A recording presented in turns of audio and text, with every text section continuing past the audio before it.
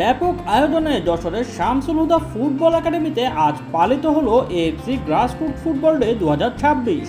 সেখানে প্রধান অতিথি হিসেবে উপস্থিত থেকে অনুষ্ঠানের উদ্বোধন করেন জাতীয় সংসদের স্পিকার হাফিজ উদ্দিন আহমেদ। সাবেক এই তারকা ফুটবলার কিশোর ফুটবলারদের অংশগ্রহণ দেখে উচ্ছ্বাস প্রকাশ করেন।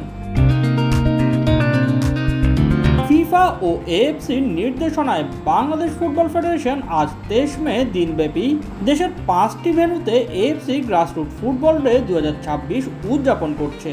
খুদে ফুটবলারদের অংশগ্রহণে ফুটবল ফেস্টিভ্যাল অনুষ্ঠিত হয়েছে ব্যাপক আনন্দ ও উদ্দীপনায়। তবে আকর্ষণের কেন্দ্রবিন্দুতে ছিল যশোর ভেন্যু। জাতীয় সংসদের স্পিকার হাফিজ উদ্দিন আহমেদের সাথে বাফুফের সভাপতি তাবিদ আওয়াল সহ ফেডারেশনের গুরুত্বপূর্ণ কর্তা ব্যক্তিরা সেখানে উপস্থিত ছিলেন। এছাড়া বিশেষ অতিথি হিসেবে বাংলাদেশে অবস্থিত আর্জেন্টিনার দূতাবাসের রাষ্ট্রদূত মার্সেলো সেসা ও পাকিস্তানের ট্রেড অ্যান্ড ইনভেস্টমেন্ট অ্যাটাচির জায়ান আজিজও উপস্থিত ছিলেন। বেলুন উড়িয়ে অনুষ্ঠান উদ্বোধনের পর অতিথিরা আগত কিশোর ফুটবলারদের অনুপ্রাণিত করেন। এরপর তাদের মাঝে সার্টিফিকেট প্রদান ও একাডেমিদের ফুটবল প্রদান করা হয়।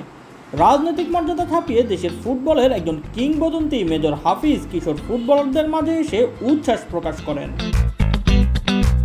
অনুষ্ঠানের পর জাতীয় সংসদের স্পিকার হাফিজ উদ্দিন আহমেদ নিজের ফিফা কর্মকর্তা হিসেবে দায়িত্ব পালন করাকালীন স্মৃতিচারণ করেন এবং ফুটবলকে রাজনীতি মুক্ত করার কথা বলেন। ফুটবল খেলাকে এখন রাজনীতি মুক্ত করতে হবে।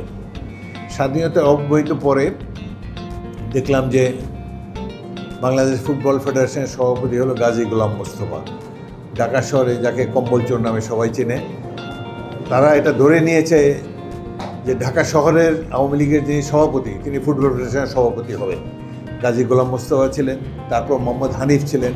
মোহাম্মদ হানিফ একদিন আমাকে বলে যে ভাই আমি ফুটবল পছন্দ করি না, আমি ক্রিকেটের ফ্যান, আমাকে কেন এখানে দিল। তো সেই কারণে অনিচ্ছা সত্ত্বেও অনেককে ফুটবল ফেডারেশনের দায়িত্ব পালন করতে হয়েছে রাজনৈতিক প্রেসারে।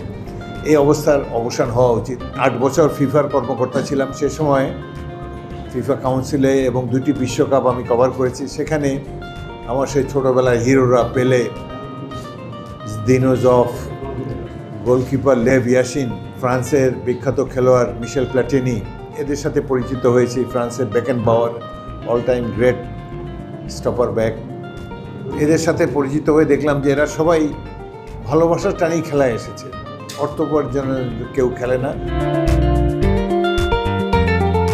Shoaib Shams, BD sports time.